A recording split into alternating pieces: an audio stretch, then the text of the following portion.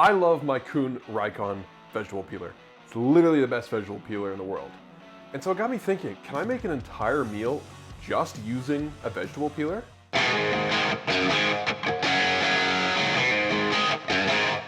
I'm Nathan, one of the knife nerds at Knifewear. And while I have this beautiful collection of knives behind me, I figured I'd give myself a little challenge today. I want to stretch my cooking muscles a little bit. It's been a while since I've been in a professional kitchen, so I thought I'd try and see if I could make a meal just using a vegetable peeler. This is the Kuhn Rikon Vegetable Peeler. It's got a high carbon steel blade, it's made in Switzerland, and it kicks ass. And it's only $7. So, raided the fridge, and I've got all kinds of stuff. Luckily I had some fresh veggies and some other things that might go through a peeler. I really don't know. We're gonna see how this works, and we're gonna kind of go on this adventure together. So first off, I want to show you just how razor sharp this vegetable peeler is, just to prove my point. I got, ye old carrot here. Look, it just flies through peels, and I'm sure you're saying, yes, Nathan, obviously it's a carrot peeler, but we're gonna kind of show off some of its versatility later on, and just how smoothly it can get through things. Now, one of the challenges using a peeler to make a meal is usually when you're trying to make a dish look good, you don't want everything to be the exact same shape and size. You want some variety for, visual interest. And so we're gonna try achieving different results by cutting at different angles and just using the peeler in different ways. So let's see what we can do.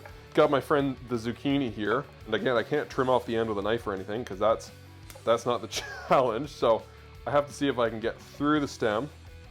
And then I'm just gonna try to make some nice rounds here that are gonna look good on a plate. Whew. This thing's pretty dang sharp. One challenge is that we can really only get one thickness of food with this thing, but I'm gonna see again if I can push that to its limit and maybe vary the thicknesses of what I'm cutting a little bit. There we go, that's what I was looking for. I've been really thinking about this, like, how can I push it? How can I make it interesting? So we got some nice little zucchini coins here. I think we can do something cool with that. We're gonna go for the asparagus next. Nice thing about asparagus is you don't need a knife to trim it. You can just snap the end off. Whatever's left behind is what you want to eat. We're gonna go for discs again here. I think this will be okay because we're going for like a different size of disc, Oh man. The asparagus doesn't like the disc. Plan B, we're gonna try to go for some nice long asparagus strands. There we go, look at that. We can maybe gently fry up these asparagus strands in some oil and turn them into like a nice, almost like a sauce for this dish. Yeah, okay, so we've got some asparagus strips there, and we've got obviously the heads, which are very pretty, and I think we can use those in the dish too.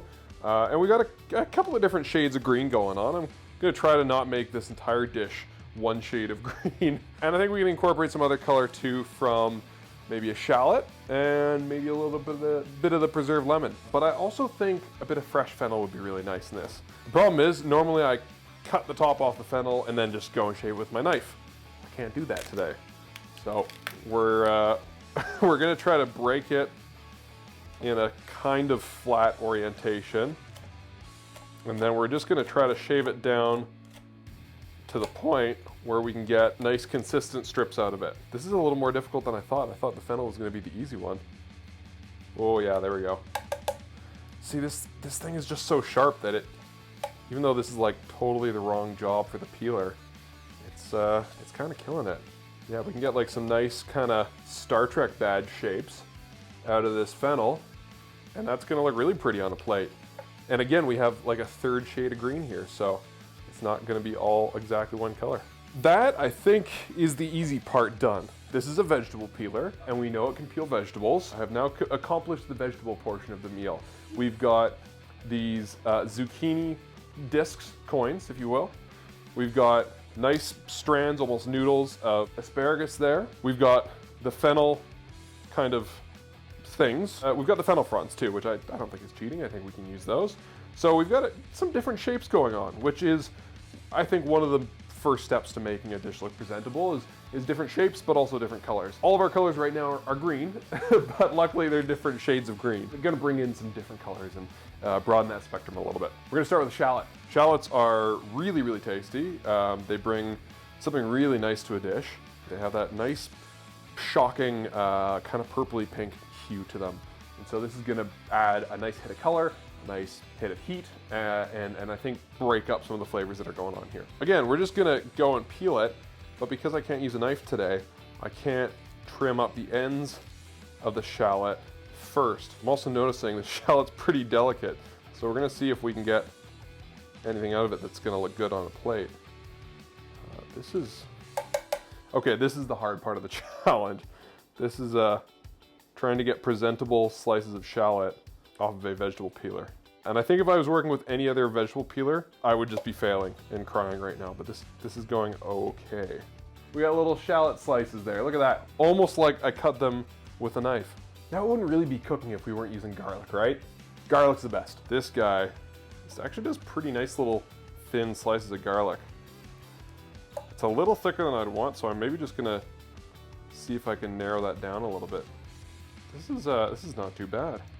But I think we can start cooking now. So I'm going to salt down the zucchini. Raw zucchini isn't the best, but if you throw a little salt on it, it seasons it, but it also bursts the cell walls and kind of breaks it down a little bit. Makes it really, really nice to eat raw. So we're gonna break down the zucchini.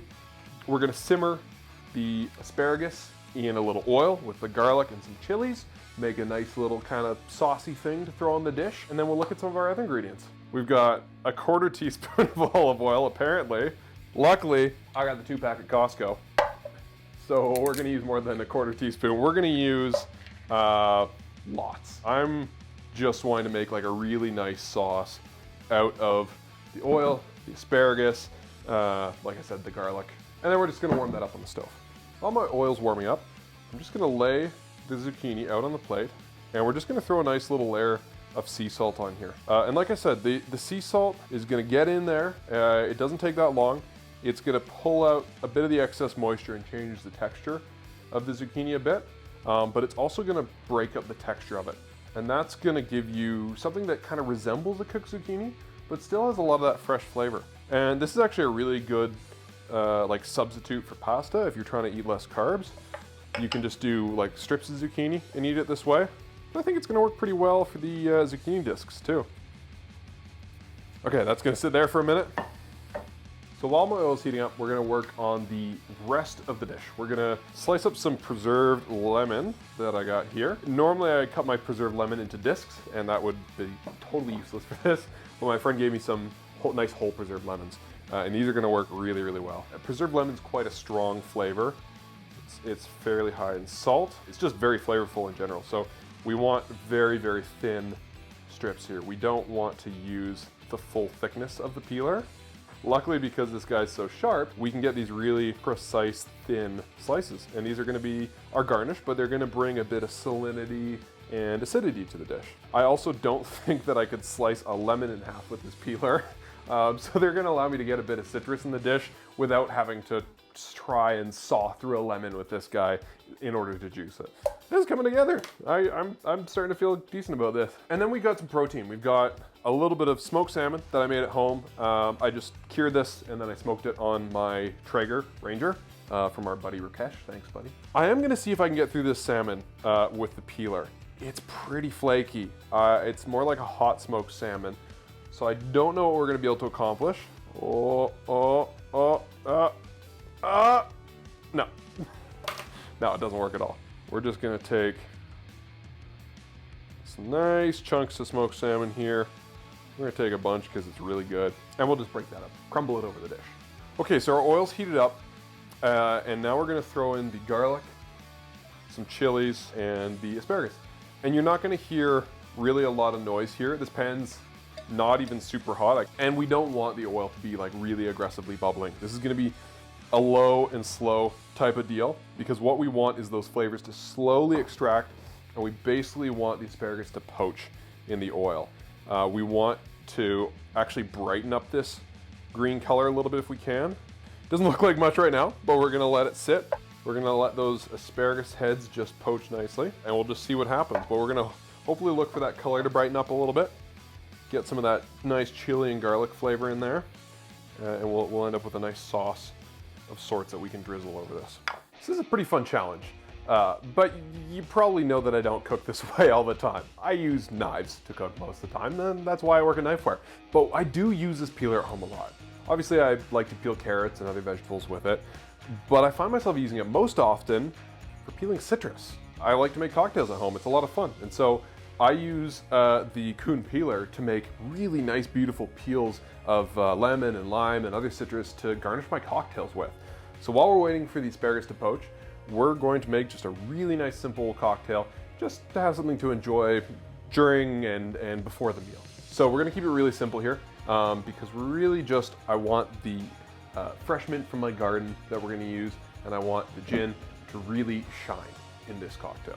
So we got some mint syrup that we made with just a bit of sugar and water and like I said, fresh mint from the garden. We're just gonna throw about 2/3 of an ounce in here. Syrup's really nice to add a bit of body to cocktails and obviously balance out the alcohol and the citrus. I do want some lemon juice, and I'm not gonna be able to cut this guy in half with the peeler.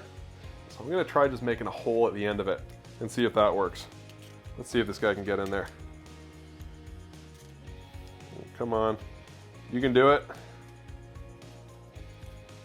Oh, pay dirt, look at that. This is a lot of fun, but I don't condone cooking this way. It's not super easy or practical. Oh, I think I just gave myself an aneurysm squeezing that out. Whew, look at that, 1 ounce of lemon juice. Then we're just gonna use 2 ounces of your favorite gin. And because this cocktail has citrus juice in it, we're gonna shake it. Usually clear cocktails, you'll stir. Cocktails that have citrus or egg or dairy in them, you're gonna shake.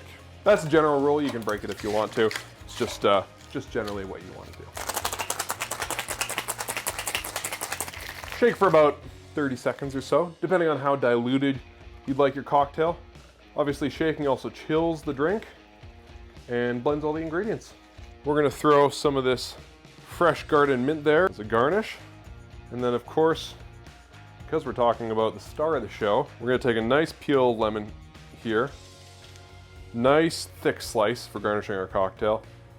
And that's really what I like about this peeler. It gets all of the rind, but none of the white stuff inside that's really bitter.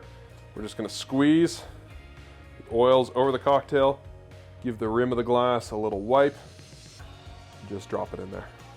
Look at that, cheers. That's good. Okay, this is looking good. I've got a little bit of hummus. I thought this might be cheating, but I made it last night and I didn't use a knife. So we're gonna say this counts. We're gonna use, as a base, bring a bit of umami to our dish, and we're just gonna use our chef spoon to just gently spread that around. This is gonna help this very vegetable heavy dish be a little more substantial. I think hummus and smoked salmon will go well together. I'm gonna use some chef's tweezers for plating. I got fat fingers, we got small stuff. We're gonna start by adding some of our zucchini discs here. We're just gonna do kind of this shingled effect. We're gonna throw our asparagus strands, noodles, whatever they are. And since these asparagus heads are so pretty, we're just gonna lay some of them across the top. We're gonna throw down some of our fennel. We're being a little selective here, going for those prettier looking pieces. We're gonna add some nice chunky pieces of smoked salmon.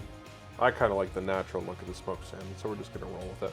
Lay down some shallots for color, a little bit of preserved lemon just to complement the flavor of the smoked salmon. And then we're just gonna collect some of our garlic and chilies that have been poaching in that oil and just use that to finish the dish. I think I'm gonna have to cook like that more often. This turned out pretty good. I'm kidding, I'm never gonna do that again. You know, I think when you're being creative, imposing a few restrictions on yourself, trying to work within them, I think it does a lot and helps you get out of your regular routine. So I'm gonna enjoy this. I'm gonna call this dish asparagus a la peeler with chunky smoked salmon. So there you go. The Kuhn Rikon Peeler, it kicks ass. You can do anything with this, including make a whole meal. But jokes aside, if you just need a really reliable vegetable peeler that's gonna last the rest of your life, get this one, it's awesome. You can find it in the link below in the description, or you can visit any of our Knifewear stores and we'll definitely have them in stock. Thanks for watching, folks.